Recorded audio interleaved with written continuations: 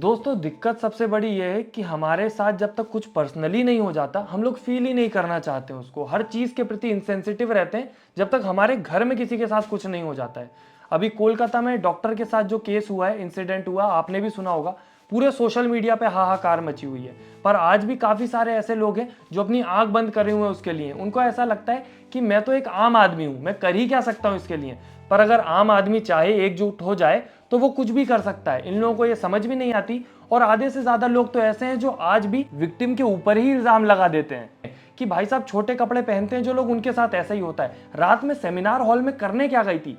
सही बात है, उस लड़की की गलती है जो वो रात में सेमिनार हॉल गई। मैं तो कहता हूँ हर उस लड़की की गलती है जो डॉक्टर बनना चाहती है या डॉक्टर बन रहे हैं। जितने भी डॉक्टर ये रात में मेहनत कर रहे हैं 36-36 घंटे, वो सबकी गलती है क्योंकि हम लोग लायक ही नहीं है उनकी सर्विस के। हम जितने अनग्रेटफुल हैं हम लोग, हमको बिल्कुल ज़रूरत ही नहीं है उनको कि वो हमें कुछ ऐसी सर्विस दें। क्योंकि जब हम लोगों की हालत ख़राब होती है, हम लोगों के घर में किसी को परेशानी होती है, हम उनके पास जाते हैं, उनके अंदर भगवान देखते हैं, उनके सामने हाथ जोड़ के आंखों में आंसू लेके खड़े होते हैं कि बचा लो, इनका कुछ कर दो, और फिर वो लोग हमारी वहाँ हेल्प करते हैं। और आज जब एक डॉक्टर के साथ बुरा हुआ है तो उसको नॉर्मलाइज करके आगे बढ़ गए कि ठीक है, ऐसी खबर तो रोज आती है, रोज चली जाती है, अब इसके लिए मैं थोड़ा ना कुछ करूंगा। पर मेन दिक्कत यही है कि ये लड़ाई किसी हॉस्पिटल या किसी डॉक्टर की नहीं है, ये हम सबके लिए है। आप सोचिए, आपके घर में भी माँ बहन होगी, बेटी होगी, तो उनकी सुरक्षा भी आपके लिए जरूरी है। पर उस सुरक्षा के लिए आप उनकी आजादी नहीं छीन सकते हैं, और उनकी आजादी उनका हक है। जैसे हम लोगों के पास हक है घूमने का, उनके पास भी है। पर जब तक ऐसे इंसिडेंट होते रहेंगे, ना उनके पास आजादी है ना बाकी महिलाओं के पास। कुछ कायर लोग होते हैं जिन्हें आवाज उठाने में भी डर लगता है। उनके साथ, खुद के साथ जब तक कुछ बुरा नहीं हो जाएगा,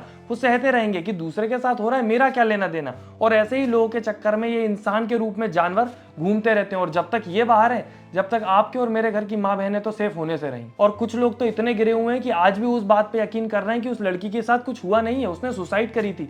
भाई अगर तुम एक बार वो वीडियो देख लोगे जहाँ पे ट्रांसलेटर के थ्रू उस बच्ची के माँ बाप बता रहे हैं कि कैसी हालत थी उसकी जब वो उसके पास गए थे, तुम्हारी रूह कांप जाएगी। अगर ना कांपे तो तुम फिर इंसान नहीं हो। शरीर में कोई कपड़ा नहीं था, पैर दोनों राइट एंगल में मिला गया।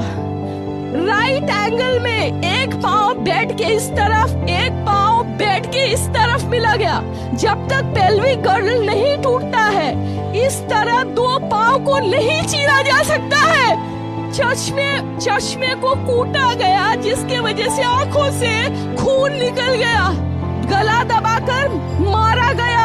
ये पूरा पोस्टमार्टम रिपोर्ट में वायरल हुआ है, आप लोग कृपया देखिए। यहाँ तुम इमेजिन नहीं कर सकते हो कि उसके मम्मी पापा क्या फील कर रहे होंगे, कि वो जो झेल रहे हैं वो तुम्हें बता भी नहीं सकते हैं। और सोचने की बात ये कितना नॉर्मल सी चीज़ है कि अगर किसी नॉर्मल इंसान के अराउंड ये सब हुआ होता, किसी नॉर्मल इंसान ने ये सब किया होता जिसके कनेक्शन नहीं होते बड़े बड़े, तो ना वहाँ पे सबूत मिटाए गए होते, ना वहाँ पे उस रेप मर्डर को सुसाइड का नाम दिया गया होता, और ना एक कॉलेज में आउट ऑफ नोवेयर रिनोवेशन चालू हो गए होते, क्योंकि उन्हें पूरे के पूरे सबूत मिटाने हैं। और प्रूफ के अकॉर्डिंग सबको पता लग चुका है कि कम से कम 8 या 10 अपराधी थे जो इन्वॉल्व थे इन सब में।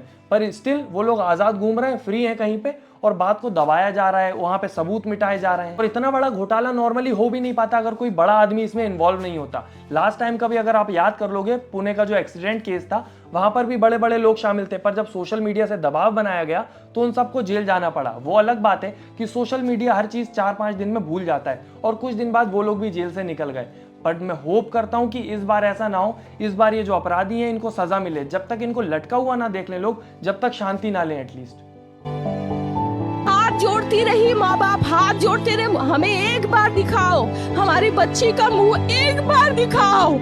हमको नहीं दिखाया गया। क्योंकि आप इमेजिन भी नहीं कर सकते कि उसके मम्मी पापा को कैसा फील हुआ होगा जब उन्होंने अपनी बेटी की ऐसी हालत देखी होगी अपनी आंखों के सामने। और सोचने की बात यह है कि वो जो कॉलेज था पूरा का पूरा, वहां पर सीसीटीवी लगे हुए थे, तो जितने भी अपराधी थे वो इजीली पकड़ा जाते। पर वो सीसीटीवी की फुटेज पूरी मिटा दी गई, और फिर जो प्रिंसिपल था जिसके ऊपर नाम आता, वो वहां से रिजाइन देके भाग गया, अपना उसने पल्ला छुड़ा लिया।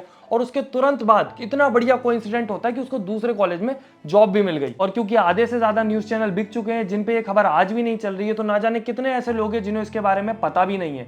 और आप सोचो, जब सब लोग सो रहे थे, जनता आदि सो रही थी, जिनको पता ही नहीं था ऐसा सब हुआ है, वहां पर डॉक्टर्स प्रोटेस्ट कर रहे थे, कॉलेज के सामने धरना दे रहे थे। फिर जिस बड़े आदमी का इस पूरे इंसिडेंट के साथ लेना देना था, उसने अपने गुंडे पहुंचा दिया एज अ प्रोटेस्टर, और फिर उनने वहां पे और दंगा भड़का दिया, जिससे उन प्रोटेस्टर्स को हटाना और इजी हो जाए। और मेरी तो रूह कांप जाती है जब भी इस इंसिडेंट से रिलेटेड कुछ नई न्यूज आती है, क्योंकि कुछ भी अच्छी खबर नहीं आती। ये लोग केस को और उलझाए जा रहे हैं। गुस्सा आता है मुझे तो कभी कभी कि ऐसी जगह पे हम लोग रह रहे हैं जहां पर एक स्त्री बिल्कुल भी सेफ नहीं है। हमारे देश में जहां पर लड़कियों को पूजा जाता है, देवी माना जाता है, वहां पर ऐसे इंसिडेंट होते हैं। और फिर भी कुछ लोग इतने बेशरम होते हैं कि उठ के आ जाते हैं कि छोटे कपड़े पहने थे, ये था, वहां गई थी, ये गई थी। अभी लास्ट एक खबर आई है कि एक नर्सरी की बच्ची जो कि स्कूल जा रही थी अपनी वैन से, उसके वैन के ड्राइवर ने उस बच्ची के साथ दुष्कर्म कर दिया। बताओ, नर्सरी में जो बच्ची थी उसने क्या कर दिया होगा, उसकी क्या गलती होगी? या फिर ये जो डॉक्टर थी, अपना काम कर रही थी, दिन भर 36 घंटे का काम करके थकी हारी सोने आई थी वहां पे, उसने क्या गलत कर दिया होगा? अगर गलती छोटे कपड़ों की है तो स्कूल जाने वाली उस नर्सरी की बच्ची के साथ क्यों गलत हो? और अगर गलत है लड़कियां बार और क्लब जाने वाली, तो दूसरों की जान बचाने वाली डॉक्टर को क्यों जान गंवानी पड़े? हमें समझना होगा कि गलत यहाँ पर लड़की नहीं, गलत आपकी सोच है। और अगर आज भी आप चुप रहे ये सारा सब कुछ देख के, तो आप इस धरती पर बोझ हैं।